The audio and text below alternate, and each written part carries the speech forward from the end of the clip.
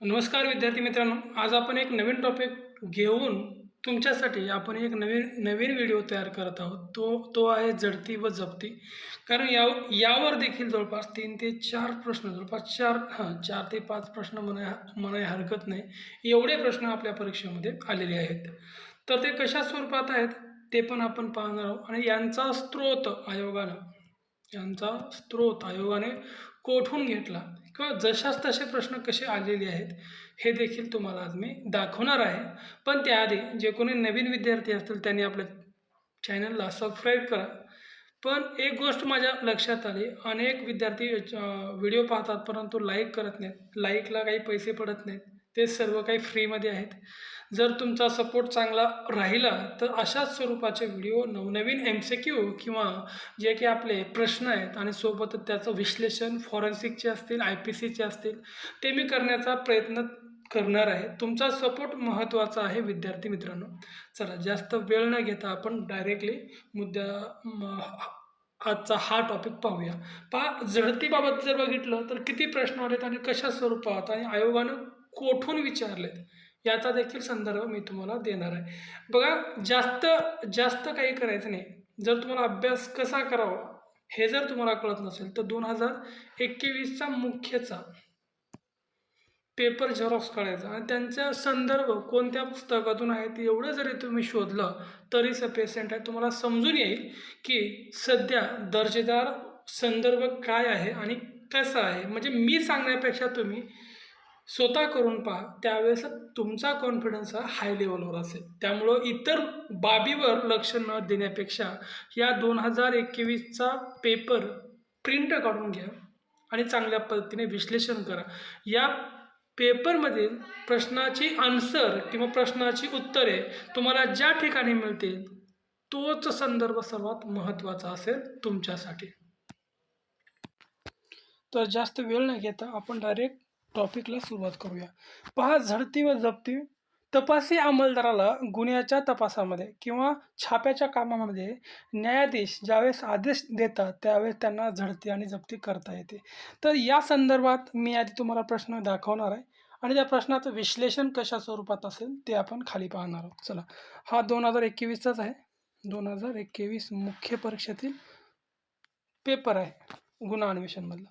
तर ज्या जागेत चोरीचा माल, बनावट दस्तऐवज वगैरे असल्याचा संशय असेल त्या जागेची झडती घेण्याचा अधिकार.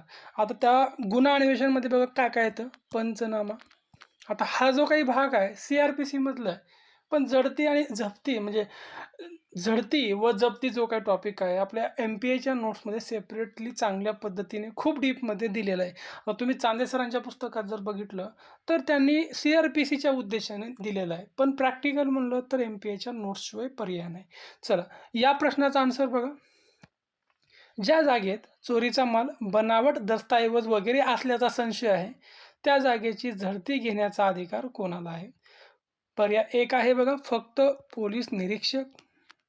दुसरा पर्याय आहे पोलीस शिपायासह कोणताही पोलीस अधिकारी. तिसरा पर्याय पोलीस शिपाई सोडून कोणत्याही वरच्या दर्जाचा अधिकारी, फक्त पोलीस उपनिरीक्षक. फक्त पोलीस उपनिरीक्षक. तर आता या प्रश्नाचा आन्सर आपण पाहूया. तुम्ही CRPC मध्ये वगैरे पाहिलेलं असेल त्याच्यात याचा आन्सर अनेक सारे ह्याच्यामध्ये आहे, कॉमन आहे हा प्रश्न.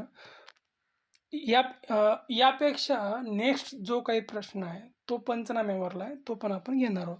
तर याचा आन्सर बघा, कलम 94 आहे CRPC फौजदारी प्रक्रिया संहिता. ज्या ठिकाणी चोरीचा माल, बनावट दस्तऐवज असल्याचा जो काही संशय असेल त्या जागेची झडती घेण्यात संबंधित बाबी आहेत.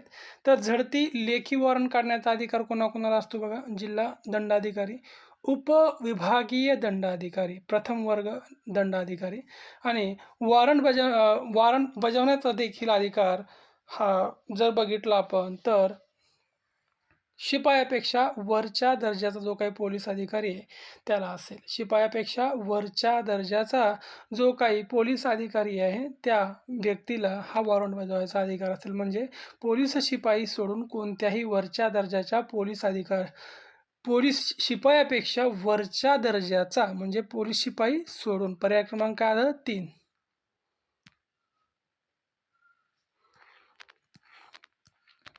आता आपण जर पाहिलं, आणखी एक प्रश्न घेऊया आणि नंतर काही बाबी आपण क्लिअर करूया. तर हा प्रश्न पाहू शकता तुम्ही. फौजदारी प्रक्रिया संहिता अंतर्गत अंगझडती म्हणजे अंतर्गत अंगझडती अथवा जागेची झडती घेण्यात येते. याबाबत काही पर्याय खाली दिलेले असून कंसामध्ये फौजदारी प्रक्रिया संहितेतील कलम नमूद करण्यात आलेला आहे. नमूद पर्यायापैकी फौजदारी प्रक्रिया संहितेप्रमाणे योग्य योग्य कलमाचा समावेश नसलेला पर्याय कोणता? असं आपल्याला विचारलेलं आहे. तर जर बघितलं पहिला पर्याय बघा, संशयित व्यक्तीचे अस्तित्व लपवित असेल अशा वेळी अटक करताना आणि कलम दिलेला आहे CRPC 46. दुसरं कलम आहे, अंगझडती तपासणीमध्ये शस्त्र आहे किंवा कसे याबाबत घेतली जाणारी झडती, कलम दिलेला आहे 52. त्यानंतर तिसरा पर्याय, व्यक्तीला बेकायदेशीर डांबून ठेवले असल्यास घेतलेली जागेची झडती, कलम दिलेला आहे 97. आणि 4, बंद जागेच्या ठिकाणी जागा मालकाकडे झडती घ्यावयाची असल्यास सर्वसाधारण झडतीची प्रक्रिया, कलम 100. तर हे जर बघितलं आपण, तर हे जशाच तसा प्रश्न या कलमावरती झडती या टॉपिकमधून MPAच्या नोट्समधून आलेला आहे. आता अनेकांचं CRPC जर खूप चांगलं असेल तर त्यामध्येही तुम्हाला हा प्रश्न सुटू शकतो. तर याचा आन्सरही आहे, कारण हे चुकलेलं आहे. 46 कलम त्यामध्ये नाहीच आपल्या. तर तुम्ही पाहू शकता कशा स्वरूपामध्ये हे कलम विचारलेली आहेत. आपण त्या संबंधात नोट्स देखील तयार केलेले आहेत, पाहू शकता तुम्ही. व्यक्ती अटक करण्यासाठी वॉरंटशिवाय एखाद्या जागेची झडती जर घ्यायची असेल तर कलम किती आहे? 47. त्यानंतर 47(2) काय, वरीलप्रमाणे झडती घेताना घरमालकाने झडती घेण्यास नकार दिल्यास योग्य तो बळाचा वापर करून प्रवेश मिळवण्याचा अधिकार 42(2) CRPC मध्ये आहे. त्यानंतर अटक केलेल्या व्यक्तीची वॉरंटशिवाय झडती घेण्याचा अधिकार कोणत्या कलमात आहे? 51 CRPC. अटक केलेल्या व्यक्तीकडे हत्यार मिळाल्यास ते जप्त करण्याचा अधिकार कलम 52 मध्ये आहे. वॉरंटवरून एखाद्या वस्तूची जागेची झडती घेण्याचा अधिकार कलम 93 मध्ये आहे. वॉरंटवरून चोरीचा माल अथवा गुन्हापात्र वस्तू हस्तगत करण्यासाठी जागेची झडती घेण्याचा अधिकार. त्यानंतर वॉरंटवरून वर्तमानपत्रे, मासिके, पुस्तके व प्रकाशने जमा करण्याचा अधिकार कलम 95 मध्ये आहे. त्यानंतर उच्च न्यायालयामध्ये दाद देखील मागावी लागते 2 महिन्याच्या आत. 3 न्यायाधीशांचं खंडपीठ असतं. वॉरंटवरून डांबून ठेवलेल्या व्यक्तीची सुटका करण्यासाठी जागेची झडती घेण्याचा अधिकार कलम 97 मध्ये. वॉरंटवरून पळवून नेलेल्या स्त्रियांची सुटका करणे, म्हणजे स्त्री किती वर्षापुढील पाहिजे? 18. तर हे पण, आणि कलम 98.